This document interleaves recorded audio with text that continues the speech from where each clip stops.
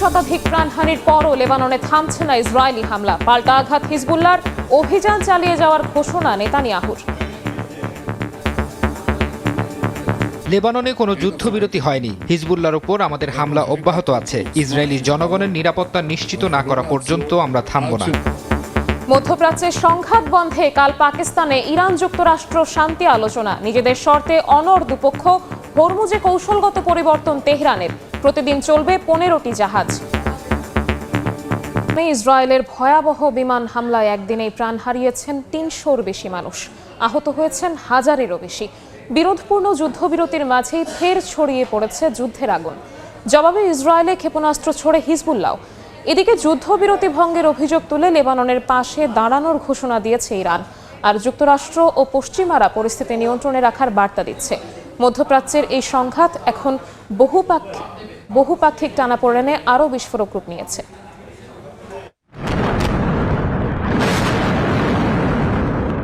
লেবাননে ইসরায়েলের ব্যাপক বিমান হামলায় পরিস্থিতি ভয়াবহ রূপ নিয়েছে।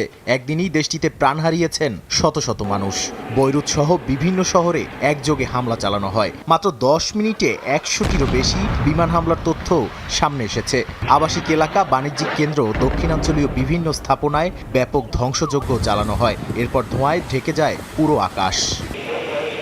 এই হামলার জবাবে ইসরায়েলে পাল্টা আক্রমণ শুরু করে হিজবুল্লাহ। ইসরায়েলি সেনাবাহিনী জানায়, উত্তর ইসরায়েলে একাধিক ক্ষেপণাস্ত্র নিক্ষেপ করা হয়েছে। তেল আবিব লক্ষ্য করে ছোড়া রকেট প্রতিহত করার দাবিও করেছে ইসরায়েল। তবে হাইফা সহ বিভিন্ন এলাকায় সাইরেন বেজে ওঠে। সীমান্ত জুড়ে নতুন করে উত্তেজনা ছড়িয়ে পড়ায় সংঘাত আরও বিস্তৃত হওয়ার ইঙ্গিতও সামনে আসছে। ইরানের অবস্থান এই সংঘাতে আরও জটিলতা তৈরি করেছে। ইরানের রেভলিউশনারি গার্ড কর্পস IRGC জানিয়েছে, যুদ্ধবিরতির সময় তারা কোনো ক্ষেপণাস্ত্র নিক্ষেপ করেনি। তেহরান অভিযোগ করেছে, ইসরায়েল লেবাননে যুদ্ধবিরতি ভেঙে হামলা চালাচ্ছে, তাই আলোচনার কোনো অর্থই থাকে না। ইরানি নেতারা লেবাননের পাশে থাকার ঘোষণা দিয়ে বলেছেন, তারা জনগণকে একা ফেলে দেবে না এবং হরমুজ প্রণালীর পরিস্থিতিও নতুন পর্যায়ে যেতে পারে। ইসরায়েলের প্রধানমন্ত্রী নেতানিয়াহু এক ভিডিও বার্তায় বলেছেন, লেবাননের সঙ্গে কোনো যুদ্ধবিরতি হবে না। প্রতিরক্ষামন্ত্রী ইসরায়েল কাৎজও বলেছেন, এ যুদ্ধ বন্ধ হচ্ছে না। হিজবুল্লাহ সরাসরি আলোচনার প্রস্তাব প্রত্যাখ্যান করেছে এবং আগে যুদ্ধবিরতির শর্ত পূরণের দাবি জানিয়েছে। অন্যদিকে যুক্তরাষ্ট্র সাবধানী অবস্থান নিয়েছে। ডোনাল্ড ট্রাম্প বলছেন, ইরান ইস্যুতে মার্কিন সামরিক উপস্থিতি বজায় থাকবে এবং সঠিক চুক্তি না হলে সংঘাত আরও বাড়তে পারে। ব্রিটেন সহ পশ্চিমা দেশগুলো লেবাননের হামলাকে ভুল বলে মন্তব্য করেছে এবং উত্তেজনা কমানোর আহ্বান জানিয়েছে। নাদিম মারজান, সময় সংবাদ। হরমুজ প্রণালী নিয়ন্ত্রণের জন্য হেলিকপ্টার ও নিরাপদ পথের মাধ্যমে জাহাজ চলাচলের ব্যবস্থা করা হবে বলে জানিয়েছে ইরান। তবে আন্তর্জাতিক আইন ও অন্যান্য দেশের আপত্তি এই প্রোটোকল বাস্তবায়নকে জটিল করে তুলছে। প্রণালীটির ব্যবস্থাপনায় ইরান একটি নতুন পর্যায়ে প্রবেশ করেছে বলে জানান দেশটির সর্বোচ্চ ধর্মীয় নেতা। বিশেষ প্রোটোকল মেনে দিনে সর্বোচ্চ 15টি জাহাজ চলাচল করতে পারবে বলে জানিয়েছে তেহরান। অন্যদিকে মার্কিন প্রেসিডেন্ট বলেছেন, হরমুজ দিয়ে চলাচলে কোনো ফি আরোপ করতে পারে না ইরান। যুদ্ধবিরতির জন্য 10 দফা প্রস্তাবের অংশ হিসেবে হরমুজ প্রণালীতে টোল বসানোর কথা জানায় ইরান।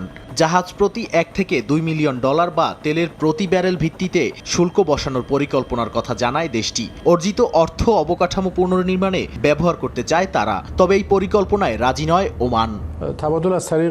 ইরানের পররাষ্ট্রমন্ত্রী আব্বাস আরাকচি বলেছেন, 2 সপ্তাহের যুদ্ধবিরতি চলাকালীন হরমুজ প্রণালীর নিরাপদ চলাচল নিশ্চিত করা হবে ইরানি সেনাবাহিনীর সমন্বয়ে। Islamic revolutionary guard corps IRGC একটি নতুন মানচিত্র প্রকাশ করেছে। সেখানে জাহাজগুলোকে ওমানের পাশের প্রচলিত রুট থেকে দূরে ইরানের উত্তর উপকূলে নিয়ে যাওয়া হয়েছে।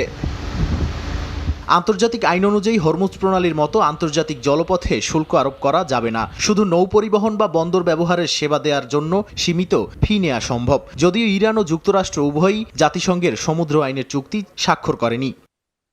এদিকে ইরানের নতুন সর্বোচ্চ ধর্মীয় নেতা মোস্তফা খামেনি দেশটির রাষ্ট্রীয় টেলিভিশনে জানিয়েছেন, হরমুজ প্রণালীর ব্যবস্থাপনায় ইরান একটি নতুন পর্যায়ে প্রবেশ করেছে এবং সাম্প্রতিক হামলার জন্য দায়ীদের শাস্তি ও ক্ষতিপূরণ দাবি করা হবে। তিনি বলেন, ইরান যুদ্ধ চায় না, তবে নিজেদের অধিকার থেকেও সরে আসবে না। বিশ্লেষকরা মনে করছেন তেলের চালান আসতে দেরি এবং শুল্ক দাবির বিষয়টি জাহাজ মালিকদের বিচলিত করে তুলেছে। বর্তমানে শুধু ইরানের বন্ধু দেশগুলোর জাহাজ চলাচল করতে পারছে। দীর্ঘমেয়াদে বড় দেশগুলো বিশেষ করে যুক্তরাষ্ট্র এই শুল্ককে সহজে মেনে নেবে না। তারা সতর্ক করেছেন হরমুজ খোলা রাখা এবং আন্তর্জাতিক মান বজায় রাখা জরুরি। তবে বাস্তবতা বিবেচনায় জাহাজ মালিকেরা ইরানের শর্ত মেনে চলতে বাধ্য হতে পারেন, না হলে তাদের জাহাজ ঝুঁকিতে পড়তে পারে। অন্যদিকে মার্কিন প্রেসিডেন্ট ডোনাল্ড ট্রাম্প বলেছেন ইরান হরমুজ প্রণালী দিয়ে চলাচলকারী ট্যাঙ্কারগুলোর ওপর কোনো ধরনের ফি আরোপ করতে পারে না এবং করলে তা অবিলম্বে বন্ধ করতে হবে। তিনি আরও দাবি করেন শিগগিরই তেলের সরবরাহ স্বাভাবিক হবে, সেটা তেহরানের সহযোগিতা থাকুক বা না থাকুক। নাদিম মারজান, সময় সংবাদ। পাকিস্তানের ইসলামাবাদে যুক্তরাষ্ট্র ও ইরানের মধ্যে উচ্চ পর্যায়ে শান্তি আলোচনাকাল। ভঙ্গুর যুদ্ধবিরতি ও আঞ্চলিক উত্তেজনার মধ্যে মধ্যস্থতায় সামনে এসেছে ইসলামাবাদ। তবে চরম আস্থাহীনতা ও ইসরায়েল সংশ্লিষ্ট ইস্যুতে বড় বাধার আশঙ্কা করছেন বিশ্লেষকরা। পাকিস্তানের রাজধানী ইসলামাবাদে শনিবার যুক্তরাষ্ট্র ও ইরানের প্রতিনিধিদের মধ্যে শান্তি আলোচনা অনুষ্ঠিত হওয়ার কথা রয়েছে। পাকিস্তানের মধ্যস্থতায় সাম্প্রতিক যুদ্ধবিরতির পর এই বৈঠককে সম্ভাব্য বড় কূটনৈতিক অগ্রগতি হিসেবে দেখা হচ্ছে।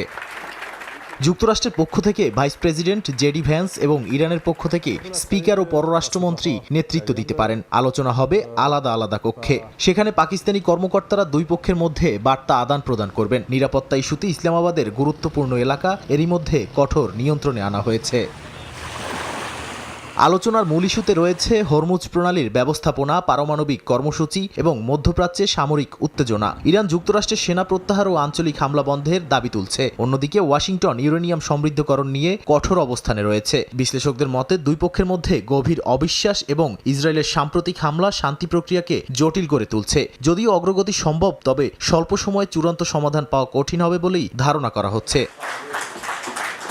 অন্যদিকে বিশেষজ্ঞরা বলছেন পাকিস্তান, ইরান ও যুক্তরাষ্ট্রের মধ্যে সম্ভাব্য শান্তি আলোচনায় মধ্যস্থতাকারীর ভূমিকা নিতে বড় কূটনৈতিক চাপে রয়েছে। একে মিশন ইম্পসিবলও বলছেন তারা। যদিও বিশ্লেষকদের মতে এই উদ্যোগ জটিল ও অনিশ্চিত, কারণ সংঘাত বা ইরানের অস্থিরতা পাকিস্তানের সীমান্ত নিরাপত্তার জন্য বড় ঝুঁকি তৈরি করতে পারে। তাই পাকিস্তান সক্রিয় থাকলেও দীর্ঘমেয়াদী সমাধান বা বড় সিদ্ধান্ত বাস্তবায়নের ক্ষমতা তাদের সীমিত বলেই মনে করেন তারা। নাদিম মারজান, সময় সংবাদ। লেবাননে ইসরায়েলের হামলা যুক্তরাষ্ট্র ইরান 2 সপ্তাহের যুদ্ধবিরতিকে চুক্তিকে ঝুঁকিতে ফেলেছে। লেবাননকে চুক্তির বাইরে রেখে মার্কিন ও ইসরায়েলি ব্যাখ্যা বিরোধ তৈরি করেছে। এতে পুনর্নির্ধারিত ইসলামাবাদ আলোচনার আগে চুক্তি ভাঙার আশঙ্কা তৈরি হয়েছে। স্থানীয় সময় বুধবার লেবাননের বিভিন্ন অংশে বিমান হামলা চালিয়ে 250-র বেশি মানুষ হত্যা করেছে ইসরায়েল। হামলায় হিজবুল্লাহ নেতার সহকারী নাইম কাসেমও মারা গেছেন। পাকিস্তানি প্রধানমন্ত্রী শাহবাজ শরীফের মাধ্যমে ঘোষিত চুক্তি লেবানন সহ সব সীমানায় যুদ্ধবিরতি কার্যকর করার কথা বলেছে, কিন্তু মার্কিন ও ইসরায়েলি পক্ষ দাবি করছে লেবানন এই চুক্তির আওতায় পড়ে না। এতে চুক্তির বিস্তার ও প্রভাব নিয়ে দ্বন্দ্ব সৃষ্টি হয়েছে। ইরান বলছে লেবাননকে বাদ দিলে চুক্তি কার্যকর হবে না এবং হিজবুল্লাহর নিরাপত্তা ঝুঁকিতে পড়বে। বিশ্লেষকরা মনে করছেন ইসরায়েলের হামলা চলতে থাকলে ইরান হিজবুল্লাহর পাশে দাঁড়াতে বাধ্য হতে পারে। এতে উত্তেজনা আরও বাড়তে পারে। আন্তর্জাতিক সম্প্রদায় হামলার তীব্র নিন্দা জানিয়েছে। জাতিসংঘ ও ইউরোপীয় ইউনিয়ন ইসরায়েলকে লেবাননের উপর আক্রমণ বন্ধ করতে বলেছে এবং চুক্তির আওতায় লেবাননকে অন্তর্ভুক্ত করার আহ্বান জানিয়েছে। নাদিম মারজান, সময় সংবাদ। ইরানের সঙ্গে যুদ্ধবিরতির জন্য মরিয়া হয়ে উঠেছিল যুক্তরাষ্ট্র, আর এ কারণেই ওয়াশিংটন মধ্যস্থতাকারী হিসেবে পাকিস্তানকে বেছে নেয় এবং দেশটিকে ইরানের সঙ্গে একটি অস্থায়ী যুদ্ধবিরতি চুক্তি করাতে চাপ দেয়। ব্রিটিশ সংবাদ মাধ্যম ফিনান্সিয়াল টাইমসের এক প্রতিবেদনে উঠে আসে এমন তথ্য।